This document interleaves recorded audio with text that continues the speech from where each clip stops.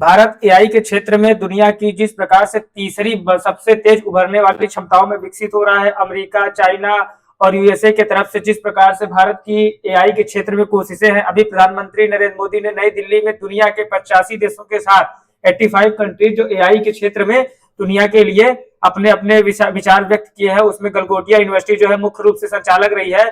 इसमें चाइना जिस प्रकार से मध्य एशिया की तरफ अपने विस्तारवादी नीतियों के लिए, उसी तरीके से अमेरिका जिस प्रकार से ग्रीनलैंड, ईरान के बाद अब जो है चारगोस द्वीप की तरफ बढ़ रहा है, अपने सैन्य अड्डों को विकसित कर रहा है। आने वाले समय में एआई की तरफ से पूरी तरीके से भारत को भी अग्रसर होना पड़ेगा।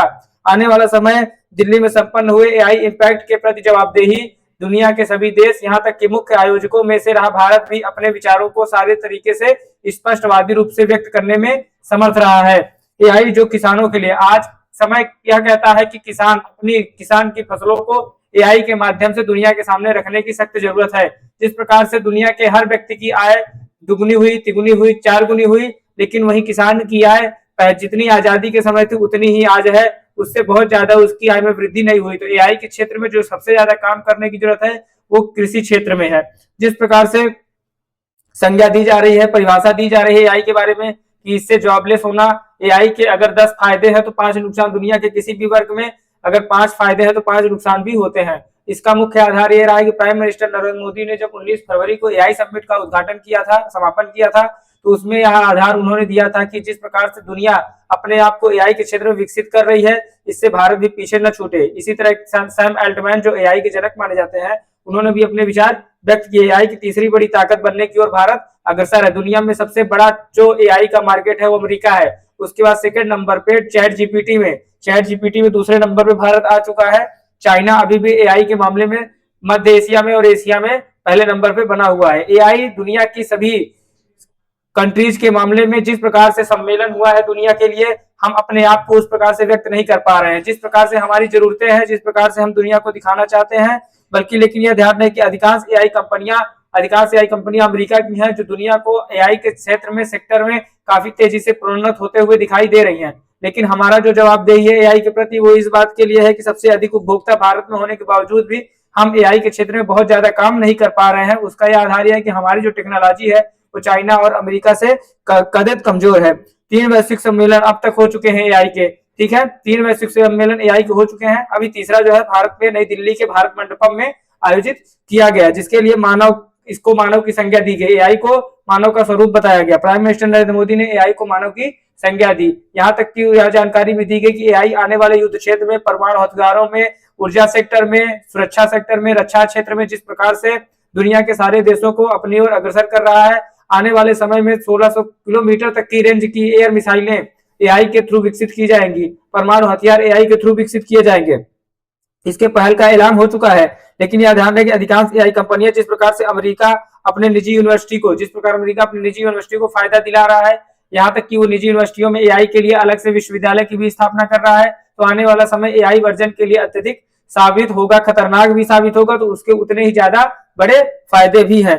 ठीक है, तकनीकी रूप से यह ध्यान रहे कि दुनिया जिस प्रकार से एआई के क्षेत्र में काम कर रही है, उसके लिए यह जरूरी है कि अच्छा हो कि ट्राई की कोई नियामक संस्था भी एआई की देखरेख के लिए बने, ताकि दुनिया के किसी भी व्यक्ति का, भारत के किसी भी व्यक्ति का एआई के थ्रू बनाया गया कोई भी फोटो वीडियोज का दुरुपयोग न होने पाए। इसके लिए ट्राई सेबी जैसी संस्थाएं भी जरूरी हैं, जो इसका चेक कर सकें कि किसी भी व्यक्ति के प्राथमिक, शारीरिक, सांसारिक और नैतिक जिम्मेदारियों का अवलोकन न हो। इसलिए सबसे ज्यादा जरूरी है कि एआई सम्मेलन दुनिया की यूनिवर्सिटियों में कंटिन्यूअसली जिस प्रकार से कराए जा रहे हैं, आने वाला समय एआई की दुनिया में बहुत बड़ा तेजी से विकास करने की ओर अग्रसर है। देखिए, अभी जिस प्रकार से एआई के बारे में जानकारी दी गई थी, उसके बारे में हम आपको जानकारी दे रहे हैं कि जिस प्रकार से प्राइम मिनिस्टर नरेंद्र मोदी ने एआई को अपना सबवर्जन दिया है, एआई के बारे में जानकारी दी है, उसके लिए मुख्य आधार यही रहा है। देखिए, जिस प्रकार सम्मेलन हुआ था PM address to summit AI on February 19 world leaders gather, ठीक है, इसमें जो है प्राइम मिनिस्टर और रक्षा मंत्री वो मुख्य रूप से जो है एआई मिनिस्ट्री धर्मेंद्र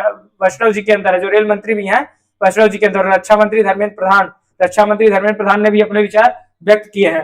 ठीक है, थर्सडे को उन्होंने बताया कि एआई इम्पैक्ट समिट जो है, मुख्य नुकसान तो इसमें ये हो गया कि जो चाइना द्वारा बनाया गया रोबोट था, उसने भारत की गलगोटिया यूनिवर्सिटी ने उसको अपना रोबोट बताया, जो एक पूरी दुनिया में बेइज्जती और शर्मसार करने वाली बात रही है। एआई समिट के लिए दुखदायी रहा है। एआई समिट में जब एससीओ शिखर सम्मेलन में प्राइम मिनिस्टर नरेंद्र मोदी और चीन के राष्ट्रपति शी जिनपिंग साथ में मुलाकात की थी, उस दौरान इसके बारे में समिट के बारे में चर्चा हुई थी कि दुनिया के जो मुख्य प्रायोजक देश होंगे वो एआई समिट में भाग लेंगे। ठीक है, उसके बाद जो है चाइना की ओर से वहां के देखिए शी जिनपिंग जो चाइना के राष्ट्रपति हैं वो है। चाइनीज स्पाई नेटवर्क जिस तरीके से दुनिया पे आगे बढ़ रहा है, चाइनीज स्पाई नेटवर्क में परमाणु सेक्टर में जिस तरीके से आगे काम कर रहा है, उसके रोकने के लिए मुख्य रूप से एआई ही जिम्मेदार है। वरना स्पाई सेक्टर जिस प्रकार से तेजी से काम कर रहे हैं, उसको जो है सिटीजनशिप के लिए, किसी भी कार्य के लिए आप उसको रोक नहीं पाएगा। दुनिया की कोई भी टेक्नोलॉजी एआई वर्जन को रोक नहीं पाएगी। इसलिए सबसे ज्यादा जरूरी चीज ये है कि दुनिया में अपने आप को स्वदेशी रक्षा के लिए, कन्वर्टर रक्षा के लिए और जो है बॉर्डर रक्षा के लिए इस एआई सेक्टर की जरूरत बहुत तेजी से आगे बढ़ रही है। ठीक है, आइए देखते हैं कि चाइना जिस प्रकार से अपने आप को इन documentary release this week by AI version. ठीक है, अब देखिए गलगोटिया यूनिवर्सिटी में बेटा ये रोबोट था, ये रोबोट जो दिखाया गया था, ये रोबोट एक्चुअली चाइना का था, लेकिन गलगोटिया यूनिवर्सिटी ने ये आरोप लगाया कि ये रोबोट हमने बनाया है। बाद में जब चेक हुआ तो पता चला कि ये यूनिवर्सिटी, ये जो बनाया गया रोबोट था, इसको जो है चाइना की एक यूनिवर्सिटी ने बनाया था। ये मैम थी जो उन्होंने बताया था। तो मुख्य रूप से ये प्रायोजक रहा है कि जिस प्रकार से भारत में अवसर के साथ चुनौतियां भी एआई के क्षेत्र में काफी तेजी से बढ़ रही हैं, तो अवसर के साथ चुनौती इस बात की बढ़ रही है कि एआई सेक्टर में किसी भी व्यक्ति को आसानी से जॉब तो मिलने वाली नहीं रही। यहाँ तक कि जॉब के लिए खतरनाक स्थिति एआई ने उत्पन्न कर रखी है। हमारे देश में जिस प्रकार से एआई उत्पन्न हो रहा है, जिस प्रकार से सबमिटें कराई जा रही हैं, आने वाला समय एआई वर्जन के लिए नई दिल्ली में प्राइम मिनिस्टर मोदी ने भी एआई वर्जन के किसी भी रोबोट को मानव की संज्ञा दी है। ये भी आयोग में क्वेश्चन आ सकता है कि जिस प्रकार से एआई समिट में प्राइम मिनिस्टर मोदी ने रोबोट को मानव की संज्ञा दी है, इसका मुख्य आधार यही रहा है। एआई वर्जन और मानव रोबोट में सिर्फ इतना अंतर रहेगा इमोशन का। अगर इमोशन हो जाता तो रोबोट में और मानव में कोई अंतर नहीं बचता। एआई इतना तेजी से काम कर रहा है। नौकरियां सृजित होने वाले, पहले जिस प्रकार से नौकरियां सृजित होती थी, वो अब आधार एआई वर्जन के आने से उतना आधार नहीं रह जाएगा। और कई बड़ी बड़ी बातें जो की गई हैं, जैसा कि गूगल, ओएनआई, मेटा आदि बड़ी कंपनियां जिस प्रकार से एआई के क्षेत्र में काम कर रही हैं, गूगल ने तो अपना नया वर्जन भी एआई सेक्टर का जारी कर दिया है और मेटा ने भी अपना नया सेक्टर जारी किया है एआई वर्जन का। तो इतना तेजी से जो है अमेरिका अपने एआई वर्जन के लिए वर्क कर रहा है, तो आने वाला समय एआई वर्जन के लिए अत्यधिक जिम्मेदार और जवाबदेह भी होगा। अधिकार समय विश्व भर में जैसे तेजी के साथ एआई कंपनियों में निवेश बढ़ रहा है, उसी तरह से अगर देशी कंपनियों में और विदेशी कंपनियों में एआई क्षेत्र में तेजी से निवेश बढ़ेगा, तो एआई कंपनियां अपने देश को छोड़कर विदेशों में भी अपने व्यापार को आगे और अग्रसर करती जाएंगी। और इससे क्या होगा कि दुनिया की जो जॉब प्रक्रिया है वो काफी धीमे धीमे कम होने लगेगी, जॉबलेस प्रक्रिया, क्योंकि एआई जो है दुनिया के सारे कामों को एआई आसानी से कर लेता है। इसके अलावा बजट में वित्त मंत्री ने भारत विस्तार नाम से एक नई पहल भी शुरू की है, जिसमें किसानों के लिए एआई वर्जन के तहत कृषि के यंत्रीकरण का भी विकास किया जाएगा। जिस प्रकार से एआई सेक्टर में कृषि के यंत्रीकरण का विकास हो रहा है, आने वाला समय जो है इस बात के लिए भी जवाबदेह। एआई सशक्त हो रहा है ग्रामीण भारत में भी। ग्रामीण भारत जिस प्रकार से एआई के सशक्त हो रहा है, स्मार्ट फार्म कर रहे हैं अधिक उत्पादन। जो स्मार्ट फार्म है, स्मार्ट फार्म में जैसे डेयरी फार्म हो गया, मुर्गी फार्म हो गया, ये सब जो है काफी तेजी से अपने आप को किसानों को समय रहते निर्णय लेने में मदद भी एआई वर्जन कर सकेगा। मौसम पूर्वानुमान, जिस प्रकार से किसानों के लिए मौसम की जानकारी नहीं होने के कारण फसलों का नुकसान हो जाता था, उसके लिए अब एआई जो है समय से पूर्व अपने मौसम पूर्वानुमानों को काफी तेजी से अग्रसर कर पाएगा। एआई तकनीक से गन्ने की खेती, जिस प्रकार से इसके पहले गन्ने की खेती की, गन्ने के जो किसान थे, जो पश्चिमी यूपी और पश्चिमी चंपारण के किसान थे, वो गन्ना का खेती के लिए काफी तेजी से अब एआई के थ्रू अपने काम को आगे बढ़ा सकेंगे।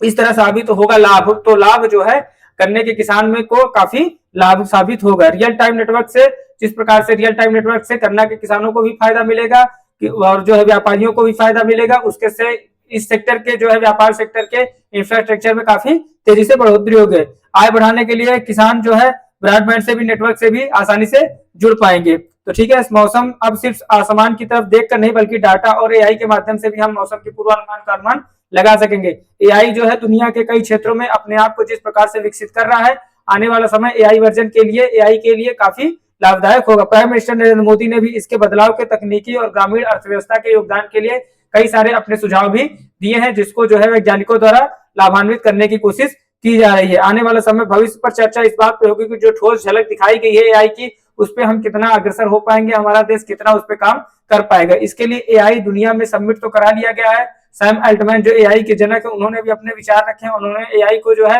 मुख्य साधक माना है।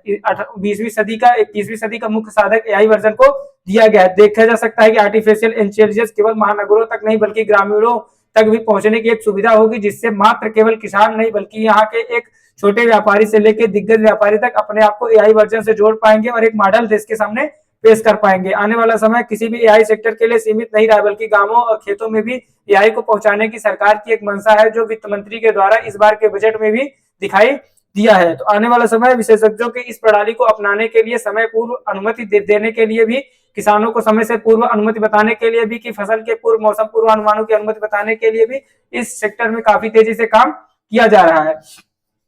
एआई सेक्टर, ये गलगोटिया यूनिवर्सिटी है जो एआई सेक्टर में अभी अपने आप को सही तरीके से प्रस्तुत कर रही थी। वो एआई सेक्टर में अपनी दुनिया के सामने अपनी और देश की कई सारी स्थितियों को, कई सारी परिस्थितियों को खराब करने की कोशिश हो गई, जिसके कारण गलगोटिया यूनिवर्सिटी को इसके लिए माफी भी मांगनी पड़ी। इसलिए ध्यान रहे कि एआई सेक्टर में दुनिया में जो जॉब उत्पन्न हो रहे हैं उसके लिए हम एआई सेक्टर को धन्यवाद देंगे, प्राइम मिनिस्टर नरेंद्र मोदी को भी धन्यवाद देंगे, और जिस दुनिया के जो 85 देशों के राष्ट्र प्रमुख, राष्ट्राध्यक्ष, राजदूत और मंत्री और वित्त मंत्री, सामान्य मंत्री जो आए हुए थे, जो देश के लिए, देश को आगे बढ़ाने के लिए, एआई को आगे बढ़ाने के लिए, देश के साथ पहल की, सुरक्षा के लिए पहल की, उनका मुख्य रूप से हम धन्यवाद करते हैं। थैंक यू, धन्यवाद, नमस्कार।